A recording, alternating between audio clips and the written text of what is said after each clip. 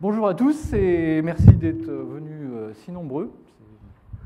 C'est impressionnant. Alors, je vais commencer par me présenter. Je m'appelle Michel Lejeune. Je travaille à la direction informatique du courrier, où je suis chargé de la transition agile.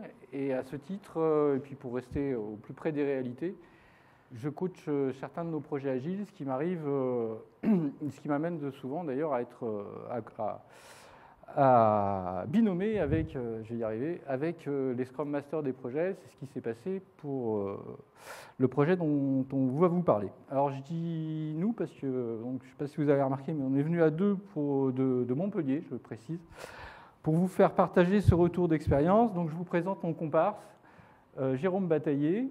Il est chef de projet agile. Pas de réaction dans la salle, je vois quelques sourcils qui se trompent, alors qui se froncent, pardon. Alors pour ceux qui ne sont pas familiers avec l'agile, on y reviendra tout à l'heure, mais sachez que le rôle de chef de projet n'est pas vraiment prévu, surtout pour la méthode Scrum que nous utilisons à la DSI. À ce propos, afin de se connaître, de adapter notre discours, qui parmi vous pouvez lever la main, ceux qui pratiquent déjà? Il n'y en a pas tant que ça. OK. Et ceux qui font du Scrum, c'est à peu près les mêmes. Ouais, on est dans les statistiques. Alors, on a prévu un vrai quart d'heure à la fin pour les questions, mais n'hésitez pas à intervenir, surtout si vous êtes débutant, parce qu'en une demi-heure, on ne va pas attaquer les fondamentaux de l'agile, donc ça serait dommage que vous restiez sans comprendre quelques passages. D'autant que cette présentation, en fait, enfin ce retour d'expérience, s'adresse quand même aussi aux débutants, puisqu'il s'agit d'y aller même si tous les indicateurs ne sont pas ouverts pour votre projet. Voilà. C'est tout. Je vais passer la parole à Jérôme, parce qu'on a quand même 173 slides à vous dérouler. Alors, on ne va pas perdre de temps. Donc, bonjour, et désolé d'exister pour les agilistes. Comme Michel m'a déjà présenté, donc je vais vous présenter dans un premier temps rapidement l'entreprise dans laquelle je travaille, parce qu'elle est connue, je dirais, sur le terrain médiatique, mais pas forcément connue comme nous on la connaît. Et ensuite, je vais vous parler du contexte projet. Donc, La Poste, qu'est-ce que c'est? Ce sont 4 métiers. Donc, le courrier, qui pour vous, que vous voyez au travers des facteurs, l'enseigne, qui se matérialise surtout par les bureaux de poste, voilà, la banque postale que tout le monde connaît, et la partie colis poste. La Poste, c'est 20 milliards d'euros de chiffre d'affaires. On a à peu près un peu moins maintenant de 276 000 collaborateurs, ce qui fait qu'on est la première entreprise privée de France. On a une répartition visible, on est vu parce qu'on a 10 000 bureaux sur le territoire. Et avec Michel, nous travaillons donc dans le domaine courrier de la Poste, qui réalise à peu près la moitié du chiffre d'affaires de la Poste, donc 11,5 milliards d'euros. Et au sein du courrier, nous travaillons à la direction informatique. Donc la direction informatique du courrier, c'est quoi? Ce sont 700 collaborateurs qui sont répartis sur 7 sites, principalement Montpellier et Paris. Et pour vous donner un peu l'ordre d'idée de ce que c'est une DSI de cette taille-là, on gère à peu près 200 applications. On a un parc de plus de 4000 serveurs, dont une partie virtuelle, et donc on a 50 000 postes de travail.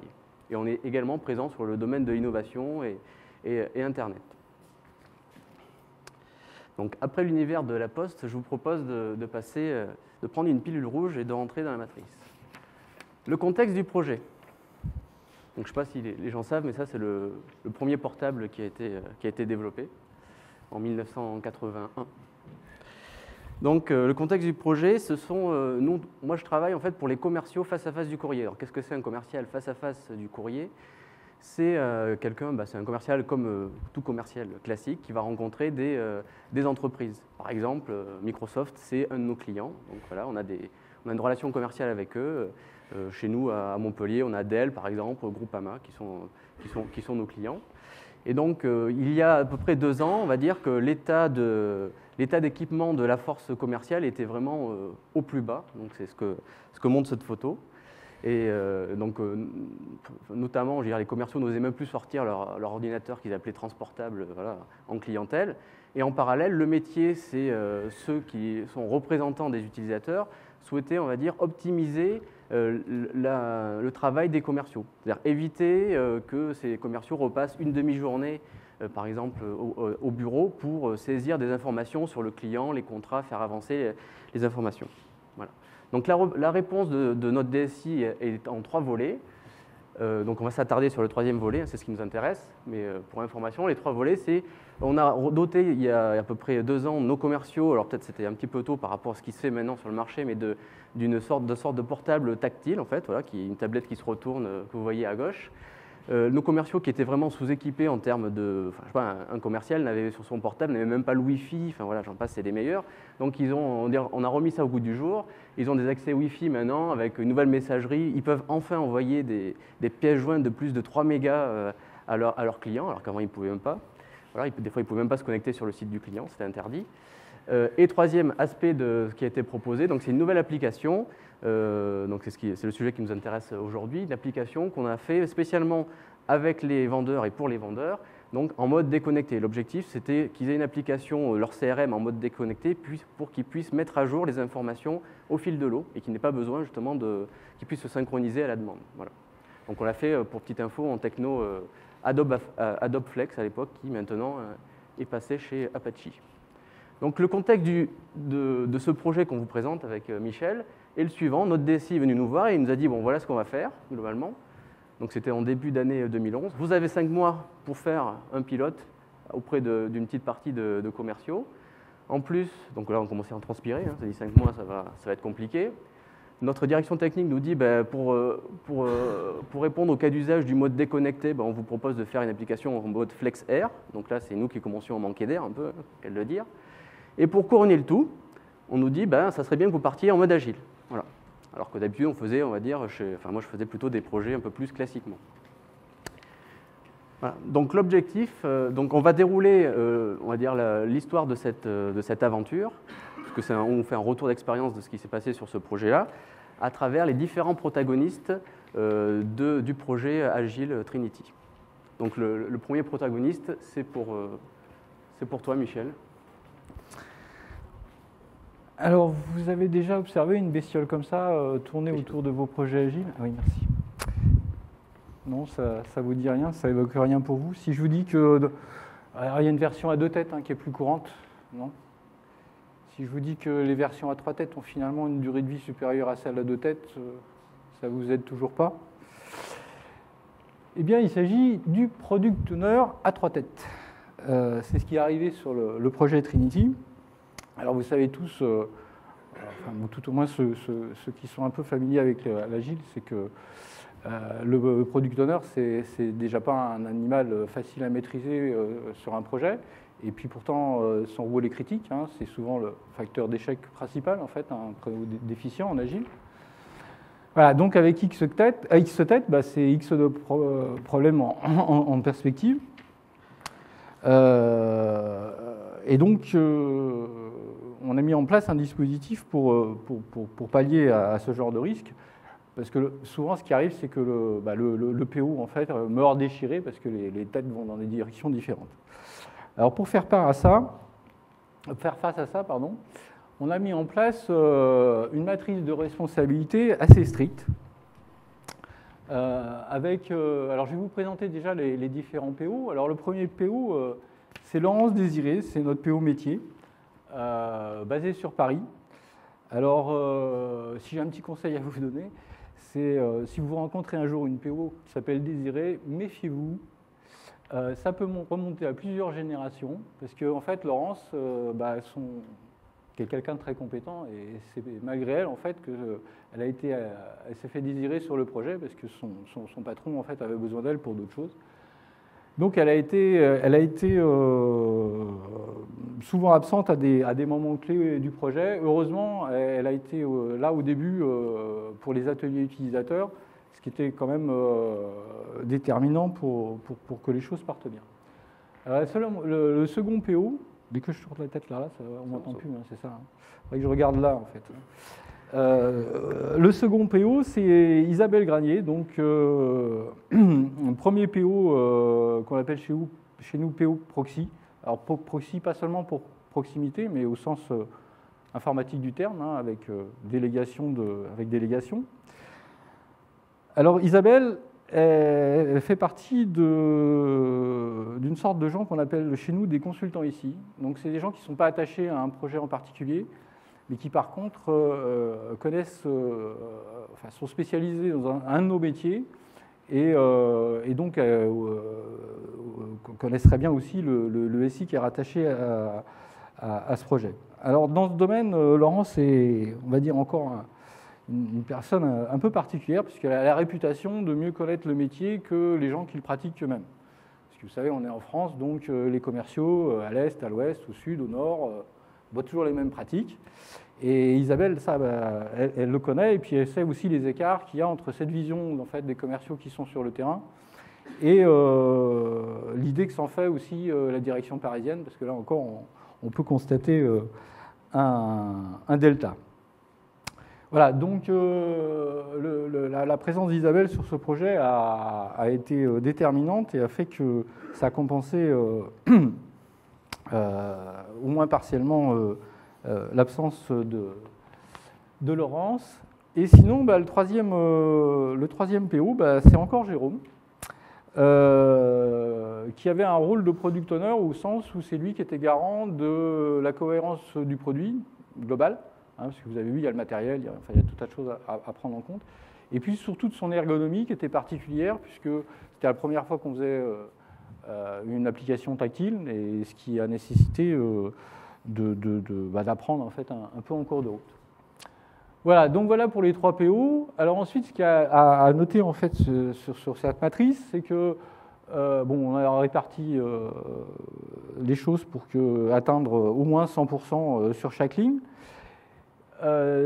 C'est qu'on a réparti les responsabilités pour qu'elles soient cohérentes avec la localisation. En l'occurrence, les lignes vertes, alors, ce que vous avez peut-être pas précisé encore, c'est que l'équipe de développement se trouvait côté Montpellier, donc Isabelle à Montpellier, proche des développeurs, les lignes vertes pour pouvoir répondre au quotidien avec les développeurs. Par contre, Isabelle, pour laquelle c'était, Laurence, je m'en mêle, pour laquelle c'était plus facile de réunir les utilisateurs sur Paris, c'est elle qui a animé, donc la ligne en bleu, les groupes utilisateurs. Donc voilà, donc on essaye de faire coïncider responsabilité et localisation. Et puis le dernier point, qui est peut-être le plus important, c'est qu'il y a un certain nombre de lignes pour lesquelles il faut qu'il n'y ait qu'une personne qui décide. Donc en l'occurrence, la valeur métier, l'objectif de chaque itération, et puis l'acceptance en fait, des histoires, c'est mieux quand ça repose qu'une seule personne. Alors la matrice, ça ne fait pas tout. Dans notre cas, il préexistait une assez grande confiance et connaissance du sujet entre Isabelle, Laurence et Jérôme, puisqu'ils avaient fait un projet avant ensemble. Et je pense que c'est ça aussi qui a permis que ça fonctionne correctement. La matrice, ça ne répond pas à toute la problématique des PO multitêtes. Merci. Allô ? Ça marche ? Ça marche plus. Un problème de micro. Attends, tu veux celui-là ? Je te prie. Ouf.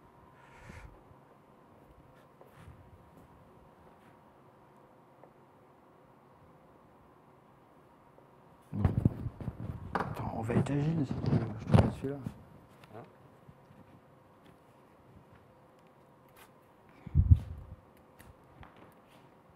Allô, allô ? C'est bon ? Je vous ai retrouvé.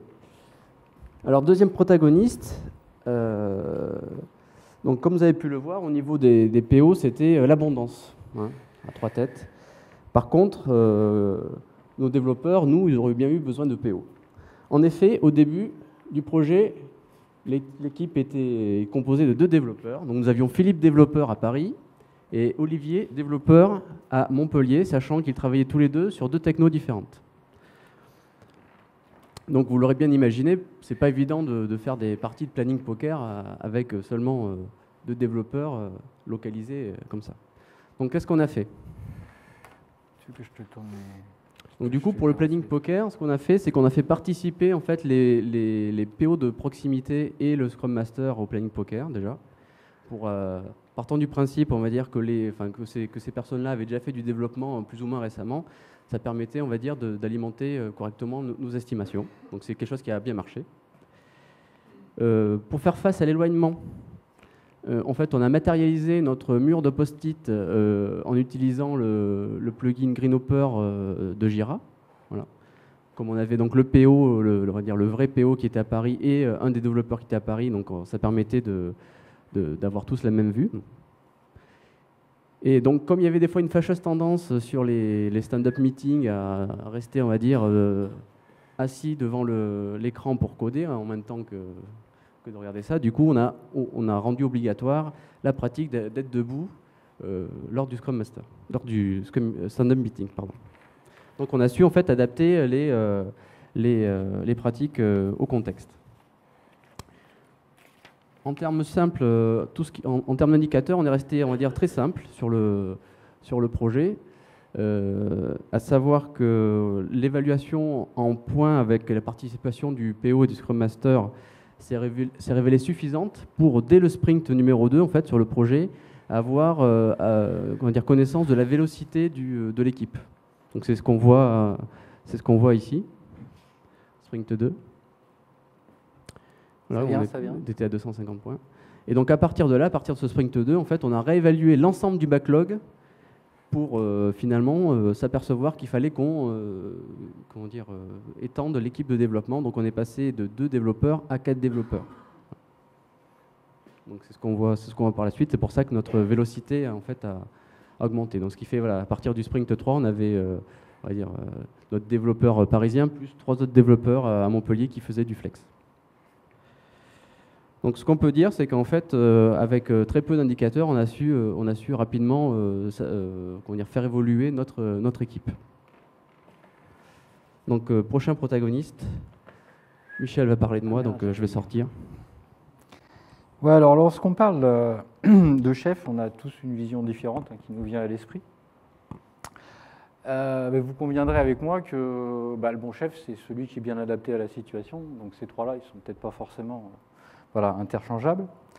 Alors sur Trinity, je savais qu'il fallait falloir faire avec un chef de projet assez directif. Vous avez vu Jérôme depuis 10 minutes, c'est pas tout à fait le genre timoré, il sait ce qu'il veut. Et à l'époque, il avait peut-être un petit peu du mal à comprendre comment une équipe pouvait fonctionner sans chef. Voilà.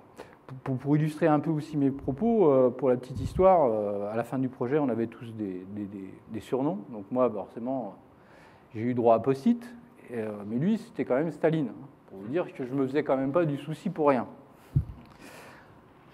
Alors, chez nous, c'est un peu difficile avec les deux. Les chefs de projet, je les vois un peu comme ça, comme un homme orchestre. Je ne sais pas si c'est comme ça chez vous aussi. Bon, dans le cas de Jérôme, tout d'abord, il n'est pas vraiment chef de projet. Déjà, il est ce qu'on appelle chez nous directeur de projet, dans le sens où il s'occupe de plusieurs projets. Donc il y avait 2 autres projets à s'occuper. Pour un projet comme Trinity, je dirais de moyenne envergure, chez nous c'est tout de suite synonyme de 3 réunions hebdomadaires et 4 réunions mensuelles.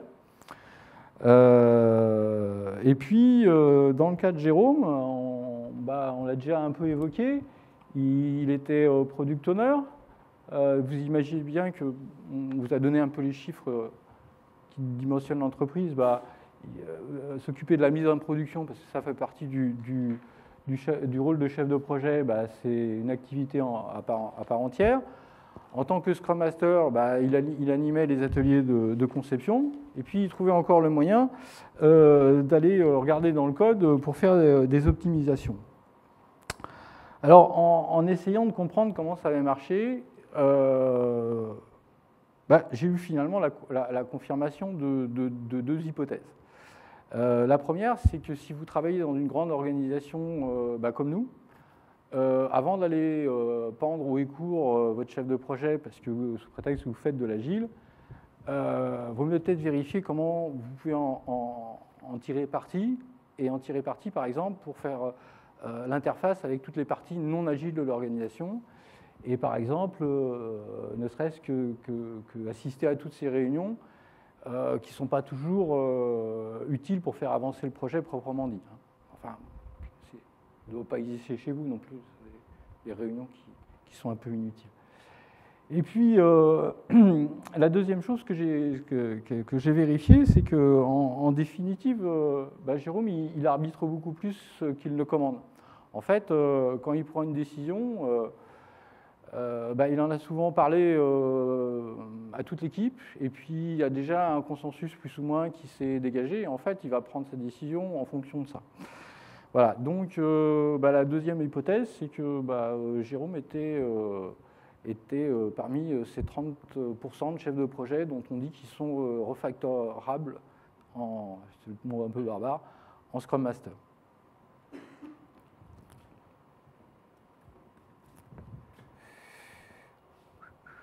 Donc justement, protagoniste suivant, le Scrum Master. Donc vous aurez compris que c'était Michel. Donc au début du projet, quand on m'a dit on va faire le projet en agile, donc je me suis rué sur Wikipédia. Voilà. Projet agile, qu'est-ce que c'est, Scrum? Donc je me suis un peu renseigné, puis donc effectivement j'ai vu que le Scrum Master, il était là pour animer, on va dire, l'équipe, pour la protéger de tout élément perturbateur. Sauf qu'au début du projet, en fait, l'élément perturbateur, c'était Michel. Voilà. Donc d'une part, il a joué son rôle, on va dire, de SM, enfin de Scrum Master, pardon, en organisant les cérémonies, en faisant impliquer Scrum. D'autre part, il a réussi en fait à nous imposer petit à petit, parce que c'est vrai que moi j'étais assez récalcitrant un peu au début, donc à nous faire adopter petit à petit, plutôt que de partir avec un attirail de pratique, en fait, de faire adopter petit à petit les pratiques au travers des rétrospectives qu'on a pu faire. C'est-à-dire que vraiment qu'on était confronté à des situations, voilà. Je sais pas, première rétrospective, le PO n'en pouvait plus parce qu'en fait, ce qui arrivait, c'était vraiment buggé à mort. Donc, ce qu'on a fait, c'est on a dit, ce coup-ci, on va faire du test par les pairs, par exemple, des choses comme ça. Voilà.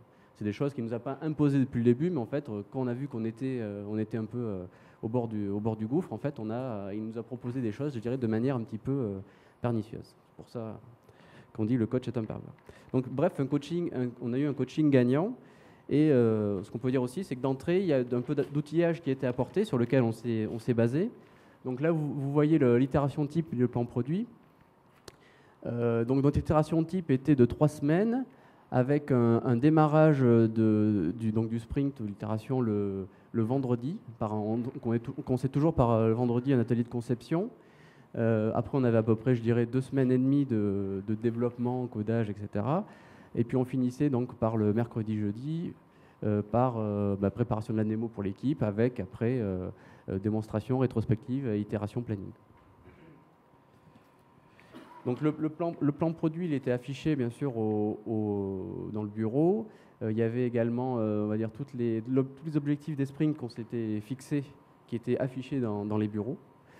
Voilà. Et donc vous voyez devant vous en fait le projet qui a démarré en mois de mars et qui a fini en avril. On a fait 16 sprints. Donc, ce qui est assez remarquable, alors hormis je dirais les 4 premiers sprints où on s'est quand même un peu cherché. Après on a globalement mis en production un sprint sur 2. Donc ça veut dire que les utilisateurs ont eu une évolution de leur application, on va dire toutes les 6 semaines. En embarquant au fil de l'eau, puisqu'on était en contact avec eux dans le projet, en embarquant avec eux, en embarquant des évolutions qu'ils avaient demandées. Voilà. Donc on va dire que l'agilité est allée vraiment là jusqu'aux utilisateurs, jusqu'aux commerciaux. Donc je vous laisse Michel parler du niveau d'agilité calculé de ce projet.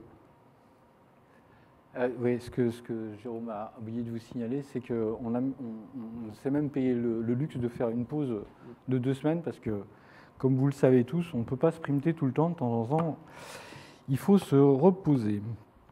Voilà, alors il y a à peu près 2 ans, j'ai été sollicité pour donner mon point de vue sur le niveau d'agilité d'un projet de la DSI. Alors comme je savais que quel que soit le résultat, dire le verdict allait être commenté, j'ai essayé de produire quelque chose de plus factuel possible. Et donc je me suis fait un petit outillage à partir des pratiques Scrum, parce que nous c'est surtout donc Scrum avec quelques pratiques XP. Donc à partir de la vingtaine de pratiques qu'on utilise, et pour chaque pratique d'essayer d'avoir un indicateur de mise en œuvre en fait.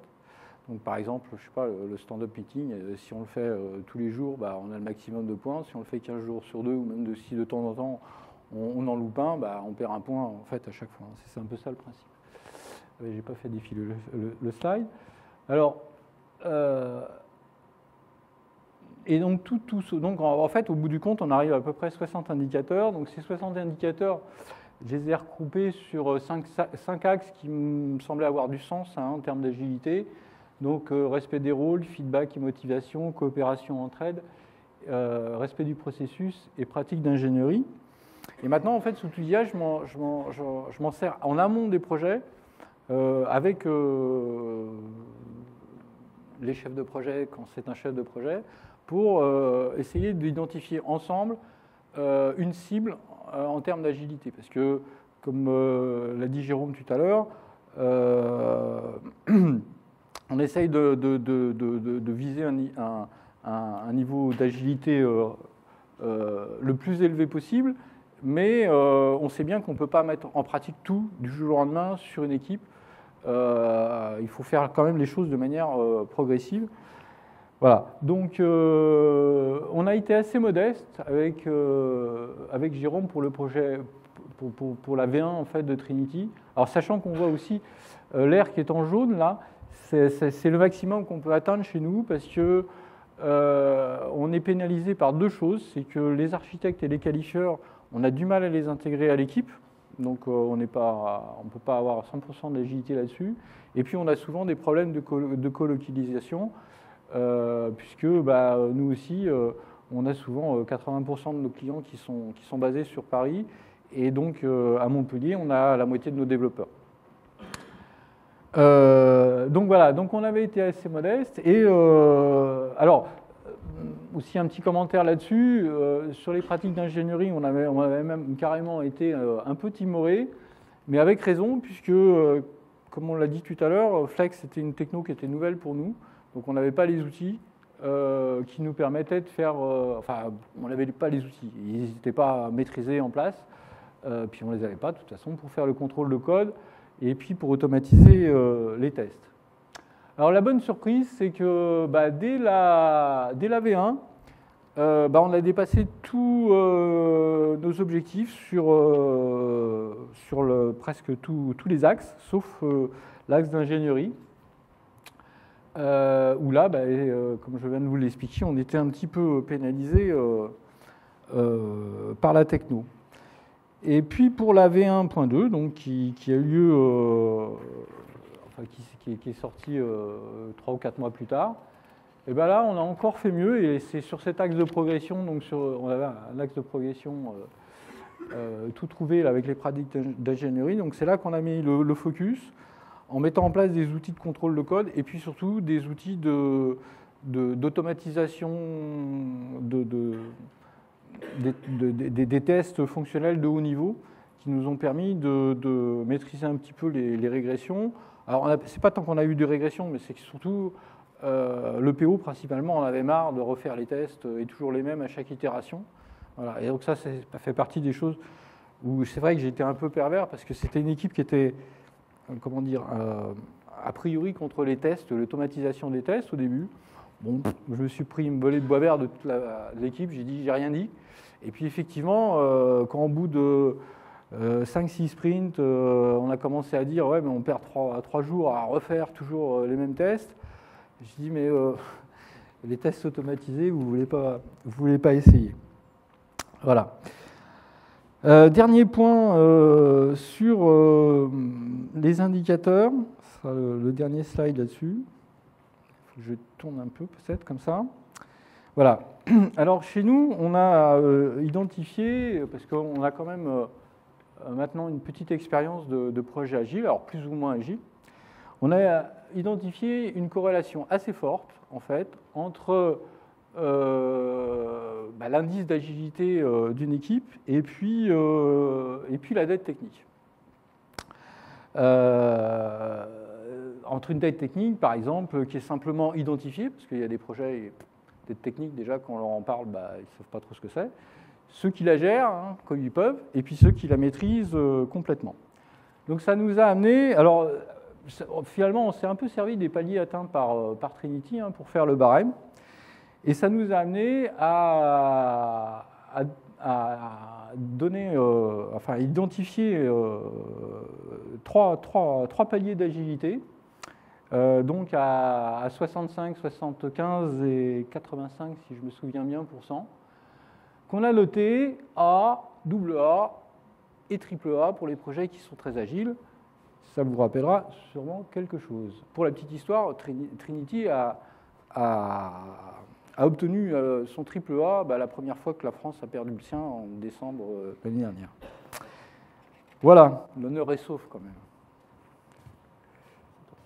C'est encore à moi derrière? Ah oui, c'est encore à moi derrière. Décidément, je suis un peu troublé, j'ai oublié mon texte. Alors oui, il faut que je vous fasse la synthèse quand même. Donc si on fait la synthèse du déroulement de l'agile sur ce projet, vous l'avez vu, on avait pas mal de freins. On avait un PO à multitête, on avait une PO métier qui n'était pas très disponible, on avait tout un tas de dispersions, que ce soit technologique, géographique et autres. Et puis on avait un rôle de chef de projet qui était tenu tout au moins dans son intention dès le départ. Et en face de ça, on n'avait qu'un coaching adaptatif, donc Jérôme l'a souligné, c'est bien, mais ça ne faisait pas vraiment le poids. Alors qu'est-ce qui s'est passé? On a eu beaucoup de chance. D'une part, on a eu un pourcentage d'acteurs performants sur le projet, un peu au-delà de ce qu'on est en droit d'espérer avec les lois de base de la statistique. Donc ça fait pas de mal quand même, quand on a une équipe qui est performante. Et puis surtout, ces gens-là, ils étaient déjà imprégnés d'un certain nombre de valeurs, comme le respect, la confiance ou le courage, qui sont aussi les valeurs de l'Agile et de Scrum, ce qui a beaucoup facilité les choses, et je pense que c'est ça la réelle raison de la réussite de l'Agile sur ce projet.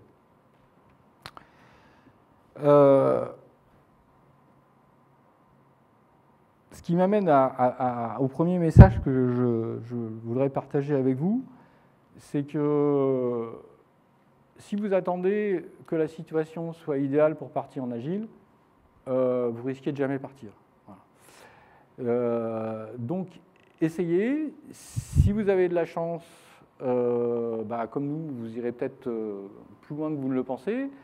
Et puis, si vous n'avez pas de chance, vous avez quand même un coach qui est là pour limiter les dégâts. Voilà, ce qui nous amène au deuxième message, tu peux switcher.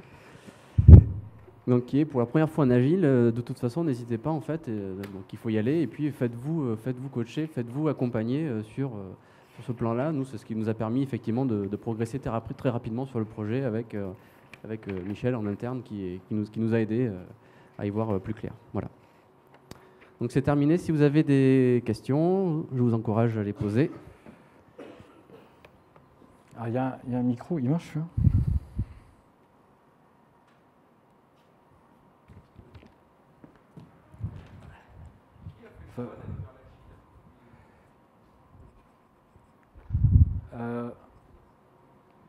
Je réponds à ta place. Au début de votre histoire, elle est plutôt pour toi, celle-là, Jérôme, non?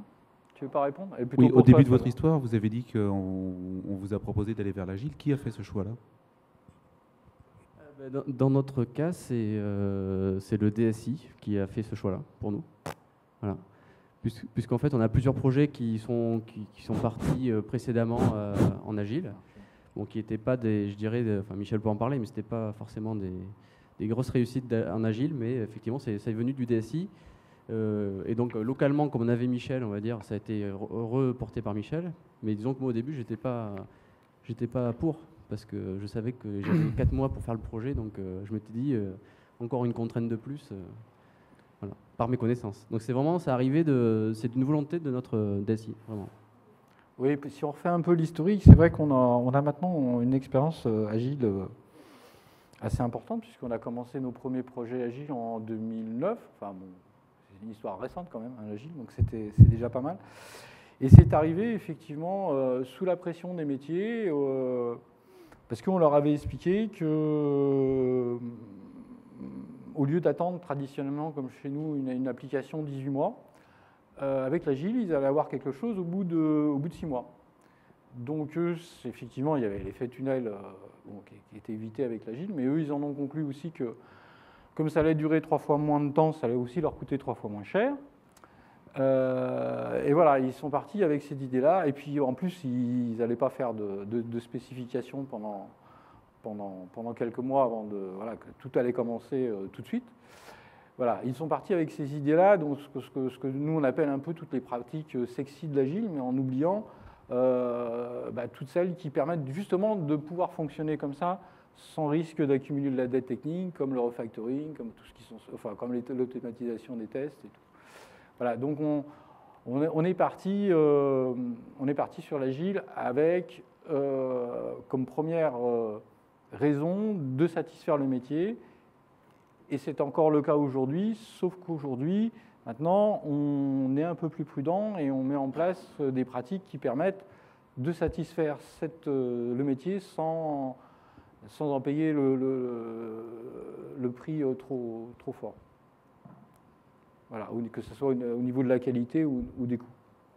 Et du coup, j'ai une question un petit peu, pardon, j'ai une question un petit peu corollaire. Et du coup, vous étiez déjà, donc vous étiez dans un environnement plutôt favorable. Vous étiez déjà dans le courrier de la Poste, ou sinon, comment avez-vous choisi, comment vous êtes arrivé là, comment vous avez choisi le coach en fait? J'ai pas entendu le début de la question. Comment on a choisi le coach? Bon, on l'a pas choisi justement. Ah oui. Non, c'est que Michel, en fait, lui, il y trempait depuis un certain temps et il a travaillé sur des projets, pareil, de la Poste Courrier, des plateaux projets sur Paris, conjointement avec Cap, c'est ça, avec Capgemini.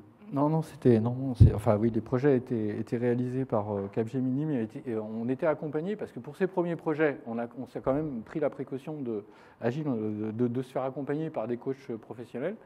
Donc alors nous, on a fait tout ce qu'il fallait. Hein. On avait bien lu le livre du parfait petit agiliste et comment bien commencer. On a commencé par un projet stratégique et un méga projet de 80 Anéum, si vous voyez ce que ça représente. Donc on avait 7 équipes Scrum, avec des Scrum de Scrum, et donc on avait affrété un dispositif d'accompagnement avec 4 coachs, dont moi, parce que moi je connaissais à l'époque l'Agile by the book, hein, comme on dit, et donc c'est en travaillant en binôme avec eux que j'ai acquis aussi une expérience et un savoir-faire qui me permet maintenant d'être coach interne en fait sur les projets de la DSI. Ça répond à votre question? Il a été proposé localement comme il avait de l'expérience et qu'il était sur Montpellier. Voilà. Question suivante. Bonjour, vous avez montré un graphe qui correspondait à votre dette technique. J'aurais voulu savoir comment cette dette était mesurée et à partir de quels indicateurs et comment vous les mettiez à jour. Alors, je n'ai pas vraiment la dette technique dont je vous ai montré le graphe, c'était l'indice d'agilité. Alors, nous, on n'a pas d'outils aujourd'hui pour mesurer la dette technique. Par contre, on sait à travers les moyens de feedback de Scrum si on a une dette technique qui est gérée ou qui est maîtrisée. Je m'exprime, je m'explique. L'allégorie de la dette technique, elle peut aller assez loin en fait, entre dette financière et dette technique sur un projet, dans le sens où si donc une dette financière, si vous remboursez rien, du fait des intérêts cumulés, elle augmente. Sur un projet informatique, c'est un peu pareil. C'est-à-dire que si vous ne faites rien donc, pour effacer la dette technique, alors pour ceux pour lesquels c'est pas, la notion de dette technique n'est pas évidente, on va dire pour faire simple, que la dette technique, c'est le delta entre l'état de qualité réelle de l'application et celui que vous voudriez atteindre. Hein. Voilà. Donc, ce que je disais, oui. Donc quand vous ne travaillez pas continuellement à effacer cette dette technique, c'est-à-dire que vous ne remboursez pas les intérêts, eh bien, vous ne faites pas du refactoring pour améliorer les choses. Comme vous allez continuer à développer et à faire des fonctionnalités sur ce projet, la dette technique, elle croît mécaniquement, un peu comme les intérêts cumulés. Donc ça, on le sait, enfin, avec les moyens de feedback de Scrum, on sait si on a travaillé sur du refactoring, sur du réaménagement de code, sur un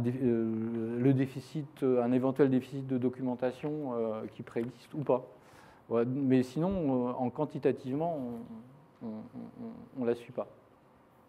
Mais on sait qu'il y a des projets pour lesquels la dette technique est devenue presque irrésorbable, parce que trop grosse, comme une dette financière, et qu'au bout du compte, qu'est-ce qu'il faut faire? C'est toujours pareil, on peut pousser la comparaison plus loin, il faut mettre le projet en faillite, comme les gens se déclarent en faillite, comme une entreprise se déclare en faillite.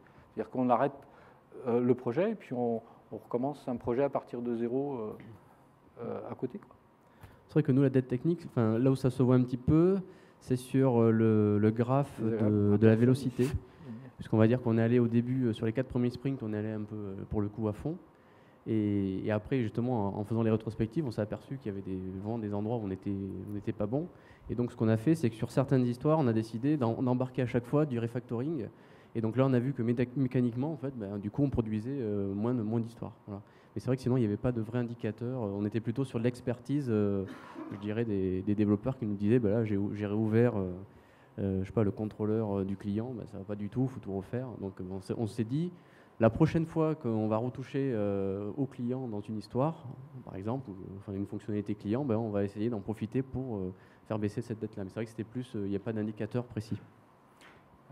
Un organisateur vient de nous signaler qu'on n'a plus que 10 minutes, donc dernière question peut-être, ou 2 petites. Oui. Allez-y. Puis il y a le monsieur au milieu, si c'est court. Oui. On vous a imposé donc la méthodologie agile. Je voulais savoir après coup si vous étiez content de l'avoir adoptée ou si au contraire vous pensez qu'avec une méthodologie plus classique telle que le cycle en V, ça vous aurait apporté d'autres choses ou vous l'auriez mieux géré. Si la méthodologie vous a apporté des choses, qu'est-ce que ça vous a apporté par rapport à une autre méthodologie Alors ça, c'est une question pour Jérôme, parce que moi, vous avez vu, je suis convaincu. Donc, ouais, si, moi, je suis assez convaincu, parce qu'en fait, ça correspond assez finalement à ma façon d'être. C'est-à-dire que je trouve que principalement, la méthode agile porte plus sur l'humain et sur l'expertise de l'équipe que le cycle en V qui est, on va dire, plus process. Voilà. Donc moi, ça me correspond tout à fait, puisque à la base, je suis ingénieur en informatique, donc c'est un peu c'est une de mes passions. Et donc, c'est ce que disait Michel on est tombé vraiment, nous, sur une équipe de développeurs flex, je dirais phénoménale, et qui, eux, ont trouvé leur compte, puisqu'en fait, ils avaient leur mot à dire du début, de l'architecture logicielle jusqu'à... voilà, ils ont fait un peu tout sur le projet, donc... vraiment, moi, ce que j'ai ressenti par rapport à d'autres projets, des fois, c'est vraiment il est sorti de là une ambiance qui fait que quand il y avait vraiment des coups durs, tout le monde était allé dans le même sens. Donc c'est vraiment cet aspect-là humain, moi je trouve, qui est le plus, que j'ai trouvé le plus intéressant. Et je me verrais mal maintenant refaire des projets classiquement. Voilà. Je ne sais pas si vous étiez à la keynote de ce matin où on a fait allusion au plaisir de faire un projet. Je pense que sur ce projet, il y a eu du plaisir. Est-ce que les gens de l'équipe connaissaient déjà les méthodes agiles ou elles ne les connaissaient pas? Et sinon, est-ce qu'elles se sont adaptées facilement, quoi?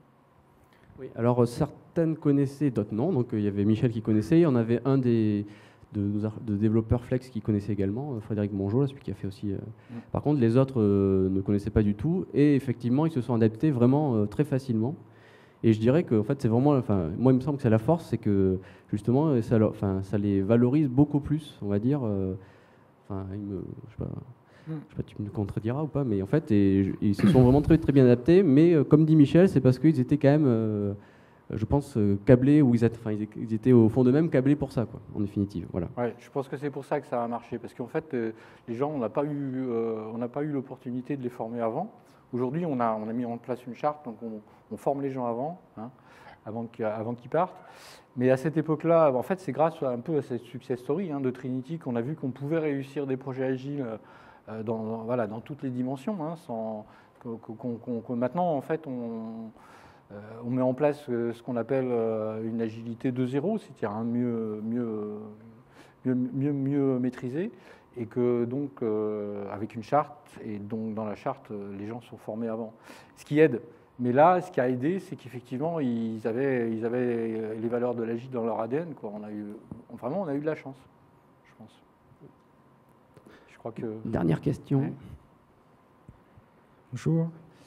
Je voulais savoir quelle était la place maintenant de l'agilité à la Poste, avec peut-être Scrum en tête de mire, et comment ça se passe quand vous en discutez avec des gens qui sont peut-être un peu initiés, mais pas dedans, quoi. Alors pas la Poste, le courrier, parce qu'à la Poste, par exemple à la Banque Postale, je les rencontre. Ça fait longtemps qu'ils essayent de faire de l'agile, mais ils n'en font pas. Donc à la direction informatique du courrier, nous déjà, on essaie d'être lucide. Donc en fonction des gens, mais aussi en fonction de la nature des projets, on ne vise pas 100% d'agilité pour tous nos projets. Déjà, si on arrive à faire 20 ou 30%, c'est pas mal. On a une grille d'éligibilité, parce que, ça a été dit aussi dans d'autres conférences, l'agilité, ça a un coût, parce qu'on a le refaire. Donc si on a par exemple un besoin qui est complètement défini, bien cadré, ou si on a des gens qui ne veulent pas faire de l'agile, parce qu'il y a des fois, il y a des gens qui ne veulent pas faire de l'agile pour de raisons ou d'autres, ça peut être des développeurs, mais ça peut être aussi du côté métier, parce que là, on s'en est bien tiré, parce qu'on a eu donc une PO de proxy qui connaissait bien le métier, mais c'est souvent qu'on a des gens du métier qui sont défaillants en termes de disponibilité. Ils peuvent aussi être défaillants en termes de compétences métiers, mais c'est encore une autre histoire. Voilà, donc on a une grille d'éligibilité qui fait que on décide si un projet, on le fait en agile ou pas. En tout cas, la mise en œuvre de l'agilité, ça ne doit pas être le prétexte à ringardiser les processus standards. Voilà. Contrairement au badge que j'ai là qui pourrait porter à confusion. Mais pour les processus standards, on essaye d'y ajouter ou de l'enjoliver ou de le rajeunir, on va dire, avec certaines des pratiques agiles qui sont souvent que des bonnes pratiques perdues. Moi, en général, je choque beaucoup les gens parce que la première fois quand je fais faire une présentation agile pour expliquer l'agile, je commence à l'heure, même si tout le monde n'est pas là, et je commence par leur expliquer que pour finir un truc à l'heure, il faut le commencer à l'heure. Et ça, c'est pas spécifique, ça c'est applicable pour des méthodes plus traditionnelles que Scrum. Voilà, on va peut-être s'arrêter là. Ouais, tu veux ajouter quelque chose? Non, il restait, on nous a dit 1 minute, donc c'est... J'ai répondu... En tout cas, il y a pas mal de projets maintenant qui démarrent en agile, de plus en plus. Voilà. Merci à tous.